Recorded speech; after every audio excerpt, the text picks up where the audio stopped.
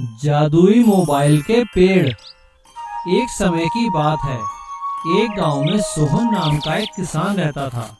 वो गांव में अपनी बीवी और अपने दो बच्चों मिक्कू और मीना के साथ रहता था। उसके दोनों बच्चे भी काफी होशियार थे और कभी कभी अपने पिता के साथ खेती में हाथ बटाया करते थे। अरे बच्चों, जरा खेतों की तरफ जाके देखना, कोई चिड़िया वगैरह दाना तो नहीं खा रहे। जी पिताजी, हम अभी खेत पर जाकर देखते हैं। मिक्कू और मीना दोनों खेतों की तरफ चल पड़े और खेतों के साथ लगने वाले बागीचे में घूमने लगे। तभी उन्होंने वहाँ पे देखा कि वहाँ कुछ शहर के बच्चे भी खेल रहे थे। शहर के बच्चों को देखकर मिक्कू ने मीना से कहा, अरे मीना देखो, शहर से कितने सारे बच्चे हमारे गांव में पिकनिक करने आए हैं। चलो उनसे बात करने चलते हैं। मिक्कू की बात सुनकर मीना ने मिक्कू से कहा, हाँ भैया हाँ, उनसे बात करते हैं। ऐसा कहकर मिक्कू और मीना उन दोनों शहर के बच्चों के पास जाते हैं और उनसे काफी घुल मिल जाते हैं। काफी देर उन बच्चों के साथ खेलने के बाद शहर के बच्चे अपनी गाड़ी में बैठकर शहर चले जाते हैं। शहर के बच्चों के जाने के बाद मीना देखती है कि वहाँ पे कोई चीज पड़ी थी। मीना अपने भाई मिक्कू से कहती है, भैया भैया देखो देखो, ये क्या गिरा है। मिक्कू उस चीज की तरफ देखकर मीना से कहता है, अरे नहीं, ये फोन जरूर उनमें से किसी बच्चे का होगा।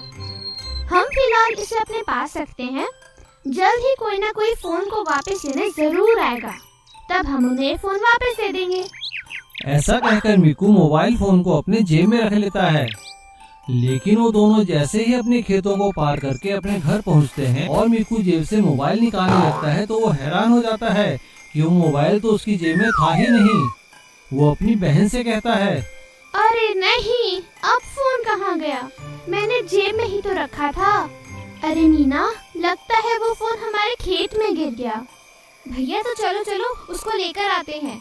वो दोनों जैसे ही वापस खेतों की तरफ जाने लगते हैं तभी उनकी मम्मी उनसे कहती है, अरे अरे बच्चों, इतना झगड़ा क्यों कर रहे हो? शोर क्यों मचा रहे हो? चलो आ जाओ, रात बहुत हो गई है, आकर खाना खा लो। अपनी मम्मी की बात सुनकर वो दोनों खाना खाने चले जाते हैं और खाना खाकर सो जाते हैं। वो दोनों सोते हुए सोचते हैं कि वो सुबह सुबह जल्दी जाकर खेत में मोबाइल फोन ढूंढ लेंगे। लेकिन सोहन जैसे ही अगले दिन सुबह सुबह खेतों में जाता है तो अपने खेतों में जाकर हैरान रह जाता है। वो देखता है कि उसके खेतों में जो सब्जी लगी हुई थी वो सारी बर्बाद हो चुकी थी और उसके खेतों में मोबाइल फोन के पेड़ लगे थे। उन पे ढेर सारे मोबाइल फोन लटक रहे थे, वो भी बिल्कुल असली वाले। सोहन जोर जोर से शोर मचाने लगता है, अरे हे भगवान, ये क्या हो गया? मेरी सारी सब्जी बर्बाद हो गई। अब ये मोबाइल फोन इनका मैं क्या करूँगा? अरे अरे कमला, अरे मेरे बच्चों, आओ देखो तो सही ये क्या हो गया। अपने पापा की आवाज़ सुनकर मीना और मिक्कू भागे भागे खेतों में जाते हैं और मिक्कू सारी बात अपने माँ बाप को बताता है। अपने बच्चों की बात सुनकर सोहन और कमला जोर जोर से हंसने लगते हैं और कमला अपने बच्चों से कहती है, अरे बेटा, इसमें तुम्हारी कोई गलती नहीं है। उल्टा तुमने तो हमारा बहुत मुनाफा करवा दिया है। हमें बहुत फायदा होगा। ये सारे मोबाइल हम बाजार में बेच देंगे, बहुत पैसा मिलेगा हमें। आओ मेरे बच्चों, मेरे गले लग जाओ, आ जाओ। अपनी माँ की बात सुनकर दोनों बच्चे खुश हो जाते हैं और वो सारे मोबाइल मार्केट में बेचकर बहुत सारा पैसा कमाते हैं। नारियल पे चढ़ने वाला मशीन। विष्णुपुर नाम के एक गांव में सुधाकर नाम का एक बड़ा नारियल का व्यापारी था। उसका एक बड़ा सा नारियल का खेत भी था। वह हर साल नारियल को बेचकर बहुत ही अच्छा पैसा कमाता था। इस साल भी उसके खेत में बहुत अच्छा नारियल का फसल हुआ।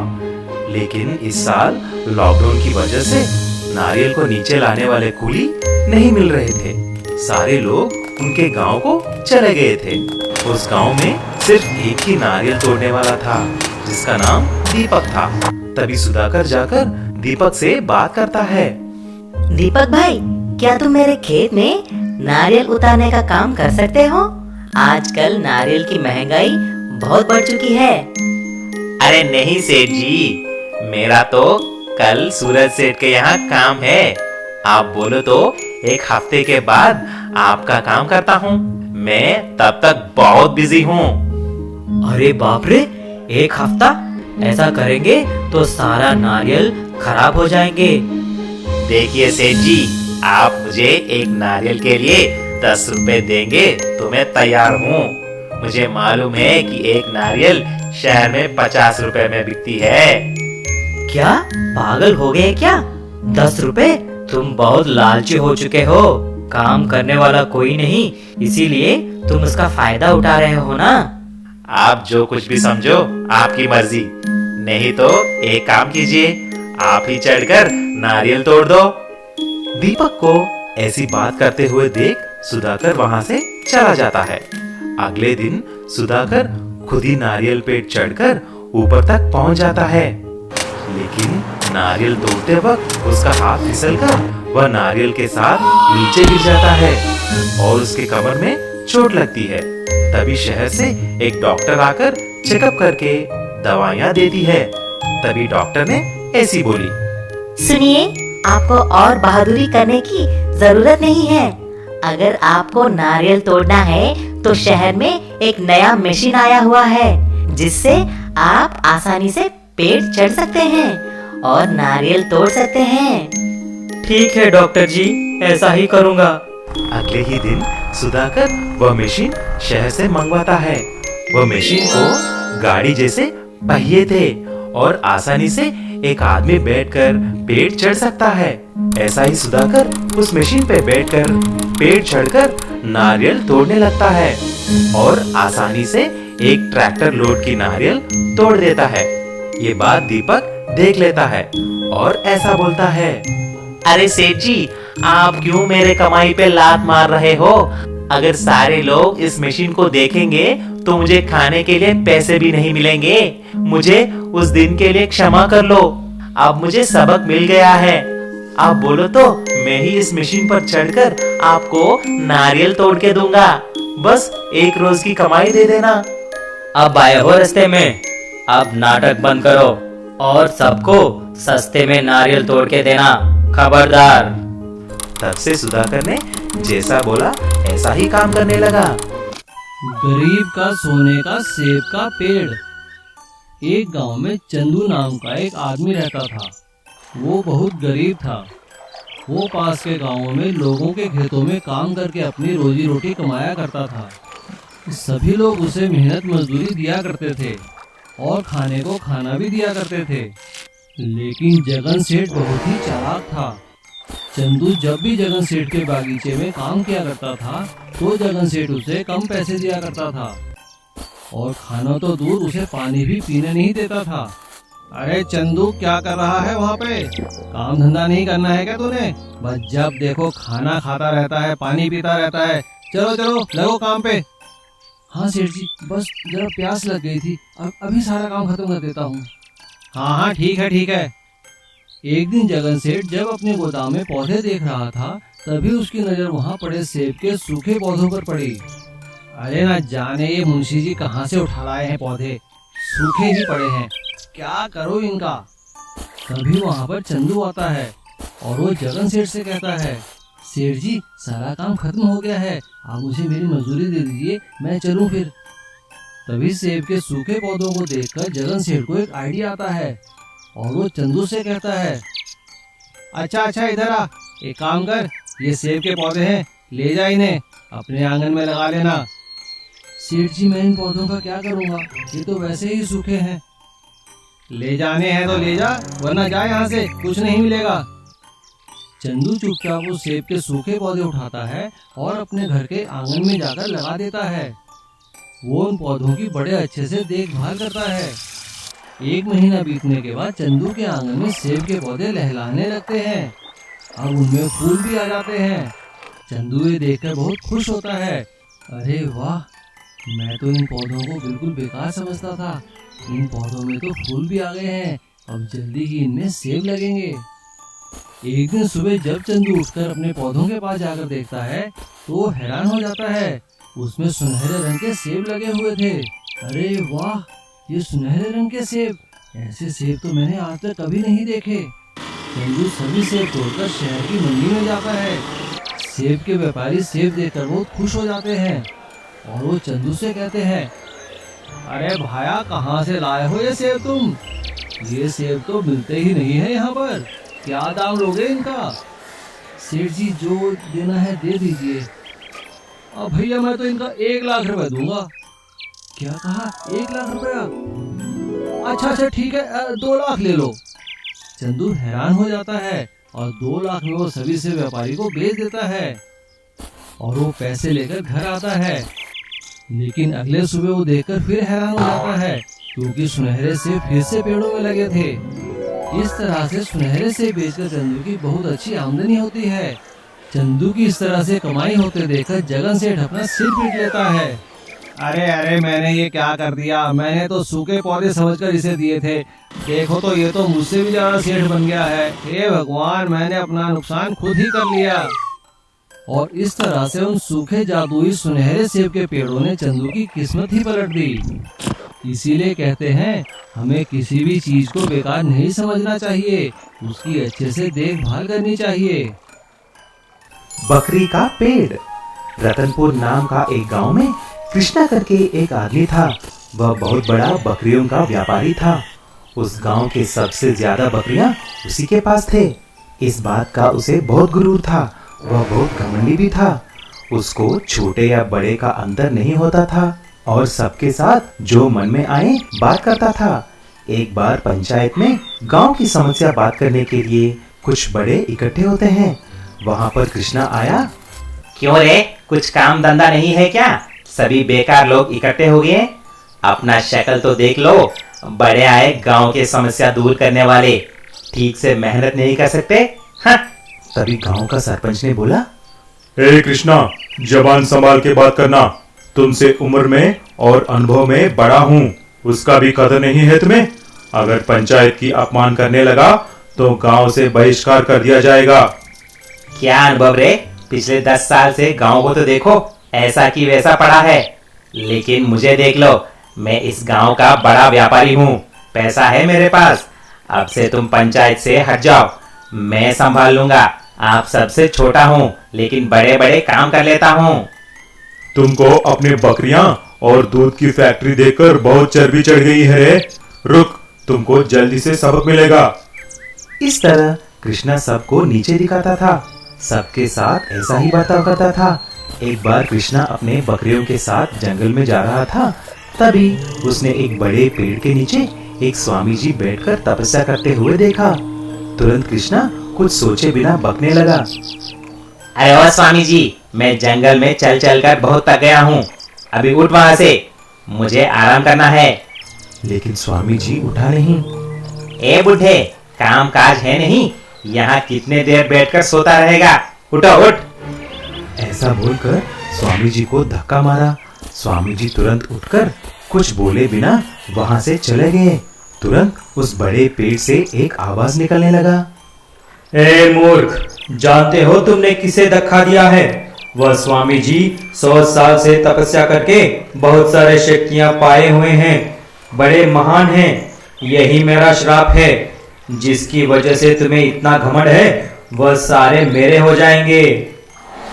पेड़ ऐसा बोलते ही कृष्णा के सारे बकरियां माया से उस पेड़ पर आ जाते हैं। ये देखकर कृष्णा चिल्लाने लगा। अरे अरे ये क्या, मेरे सारे बकरियां? अरे ये नहीं हो सकता, मेरा सारा व्यापार चौपट हो जाएगा। हे पेड़ देवता, मुझे क्षमा कर दो, मुझसे बहुत बड़ी गलती हो गई है। ऐसा कृष्णा रो रो कर चिल्लाने पर भी बकरियां नहीं आए। ए मायावी पेड़, मुझे माफ कीजिए, मैं आज से किसी से ऐसा बात नहीं करूंगा। मुझे सबक मिल गया है, दया करके मेरी बकरियों को लौटा दो। तभी स्वामी जी वहाँ पर प्रकट हो जाते हैं और एक इशारा करते ही सारे बकरियां फिर से पेड़ के ऊपर से नीचे आ जाते हैं। बेटा कृष्णा, सबसे प्रेम के साथ व्यवहार करना, इसमें ही सबकी भलाई है। जादुई मछली का पेड़। जोधपुर के गांव में बिपिन अपने दोस्तों के साथ गिल्ली डंडा खेल रहा था। तभी उसका दोस्त वेंकट दौड़ता हुआ वहां पर आया और चिल्लाने लगा। अरे यार बिपिन, तुम्हारे घर को बैंक वाले जब्त करने के लिए आए हैं। तुम्हारे पापा ने कुछ कर्जा लिया लेकिन उसको समय पर चुकाया नहीं, इसीलिए बैंक वाले कुछ गुंडों के साथ आकर घर का सारा सामान बाहर फेंक रहे हैं। जल्दी आओ, चलो चलो। अरे यार, ये तो मेरे पापा मुझे भी नहीं बोला। चलो चलो जल्दी चलो। जब विपिन और वेंकट वहां पर पहुंचा, बैंक ऑफिसर सामान को बाहर फेंक दिया। जब विपिन उनको रोका तो बैंक ऑफिसर ने ऐसा बोला, क्यों रे, अभी शर्मिंदा हो रही है क्या? जब कर्जा लिया है तो चुकाना भी पड़ेगा ना, पेड़ के जितना हुआ है। लेकिन अपने बूढ़े बाप का कर्जा नहीं चुका सकते क्या? सर, आप मुझे 1 महीने की मोहलत दीजिए, मैं आपका सारा पैसा चुका दूंगा। ऐसा बोलते ही बैंक वाले चले गए। विपिन अपने पापा से बात कर रहा होता है, तभी एक कौवा आकर एक खत को विपिन के सामने फेंक कर चली जाती है। अरे, ये तो मेरे दादाजी का खत है, उनको गुजर के बहुत साल हो गए। इस पे कुछ लिखा है पिताजी। घने जंगल के अंदर एक नदी पार करके जाओ तो तुम्हें एक जादुई मछली का पेड़ मिलेगा। पिताजी, ये देखो, उसका नक्शा भी है यहाँ पर। चलो यार वेंकट, तुम मेरे साथ चलो, हम वहाँ जाएंगे और उस जादुई मछली के पेट से मछली निकालकर पैसे कमाएंगे। पागल तो नहीं हुआ? पेड़ में से मछली और ये खत में जो लिखा है, तुम उसे विश्वास कर रहे हो? क्या करूं यार वेंकट, मेरे पास अभी तरकीब कुछ नहीं है। चलो मेरे साथ। ऐसा दोनों दोस्त घने जंगल में चले जाते हैं। नदी पार करने के बाद उनको एक बड़ा विशाल सांप नजर आती है। तभी सांप ने पूछा, आप दोनों हट्टे कट्टे हो, बोलो आप में से कौन मेरा भोजन बनेगा? मैं अभी भुट्टा हो चुका हूँ और मुझे बहुत भूख लगी है। तभी वेंकट ने बोला, अरे यार, मैं तेरे साथ आकर किधर फंस गया रे? तुरंत विपिन ने बोला, साहब जी, मुझे बस एक जादुई मछली का पेड़ की तलाश है। एक बार वो मिल जाए, मैं आकर आपका भोजन बनूंगा। बस अभी के लिए हमको छोड़ दो। इंसान बहुत धोखेबाज होते हैं, मैं तुम्हारी बात कैसे मानूं? साहब जी, आप एक काम कीजिए, वेंकट को वह पेड़ दिखा दीजिए। मैं आपका भोजन अभी बन जाऊंगा, आप मुझे खा सकते हैं। सभी लोग मेरे बात सुनकर ही भाग जाते हैं, लेकिन एक तुम ही हो जो यहाँ पर है। लगता है तुम बड़े ईमानदार आदमी हो। वो देखो, जादुई मछली का पेड़, जितना भी मछली चाहिए लेके जाओ। सांप ऐसा बोलते ही वहाँ पर एक जादू पेड़ मछलियों से भरा हुआ प्रत्यक्ष हो जाता है और सांप गायब हो जाती है। तभी विपिन और वेंकट सारे मछलियों को लेकर बाजार में बेच देते हैं। ऐसा ही 1 महीने के अंदर विपिन बैंक का सारा कर्जा भी चुका देता है और अपने बुजुर्गों का घर को बचा लेता है। चंदा की एक बहुत ही अच्छी आदत थी। वो जहाँ से पानी भरती थी, उसके आसपास के बड़े बड़े पेड़ पौधों पर पहले पानी डालती, उसके बाद अपनी मटकी लेकर घर जाती। ये उसकी रोज की दिनचर्या का काम था। आसपास के बड़े बड़े वृक्ष हमेशा उसका इंतजार करते। चंदा आती ही होगी, आज बहुत प्यास लगी है, जल्दी आ जाए तो मजा आ जाए। हाँ भाई, तुम ठीक कहते हो, ये लड़की पूरे गांव में सबसे अच्छी है, हमेशा हर रोज हमें आकर यहाँ पर पानी देती है। कितने दिन हुए बरसात भी नहीं हुई, अगर चंदा ना होती तो हम सूख जाते। ठीक कहा तुमने। सभी पेड़ चंदा का इंतजार करते हैं। चंदा को देखकर हर पेड़ खुश हो जाता है। आ गई मैं। आज जरा खाना बनाने में देरी हो गई, इसीलिए अभी तुम सबको जल्दी से पानी दे देती हूँ। अरे अरे, बहुत गर्मी है। चंदा नदी से पानी भरती है और एक एक घड़ा हर पेड़ पर डाल देती है। हर पेड़ लहराने लगता है, खुशी से झूमने लगता है। अरे अरे अरे, देखो कैसे लहरा रहे हो, तुम्हारी तो खुशी का ठिकाना नहीं आम पेड़। हो, क्यों ना हो, इतनी प्यास लगी थी और तुम आ गई। एक बहुत ही प्यार भरा रिश्ता चंदा का पेड़ों के साथ बन गया था। कुछ ही दिनों में चंदा की शादी तय हो जाती है।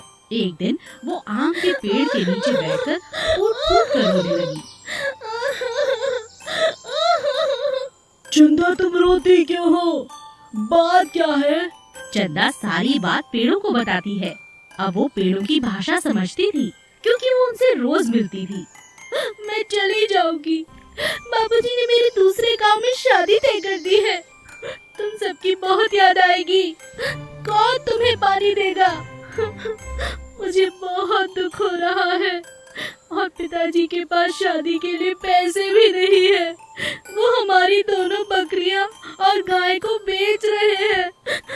उन पर इतना बोझ आ गया, मुझे बिल्कुल अच्छा नहीं लग रहा। चंदा की बातें सुनकर आम का पेड़ और बाकी पेड़ फूट फूट कर रोने लगते हैं। तभी आम का पेड़ कहता है, चंदा ने इतने सालों तक हमारी सेवा की है, हमारा भी तो कोई फर्ज बनता है।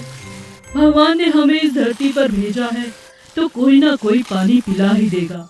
आम के पेड़ को वरदान था कि वो जब चाहता अपने आम को सोने का करके किसी को भी भेंट कर सकता था। जहाँ पर चंदा रो रही थी उसकी झोली में आम का पेड़ सोने के आम डाल देता है। चंदा हैरान रह जाती है, अरे सोने के आम ये कहाँ से आए? आम के पेड़ क्या ये तुमने मुझे दिए हैं? हाँ, ये मेरी तरफ से तुम्हारे लिए शादी का तोहफा। इसे ले जाओ और अपने पिताजी को दे दो। किसी भी पालतू जानवर को बेचने की जरूरत नहीं। और हमारा क्या है, तुम अपनी सहेली गोपी को कहना, वो हमें पानी दे दिया करेगी। चंदा बहुत खुश हो जाती है। सभी पेड़ों को गले लगाकर वो अपने घर लौट जाती है। कुछ ही दिनों में चंदा की से शादी हो जाती है और फिर उसकी सहेली गोपी रोज आकर पेड़ों को पानी देती है।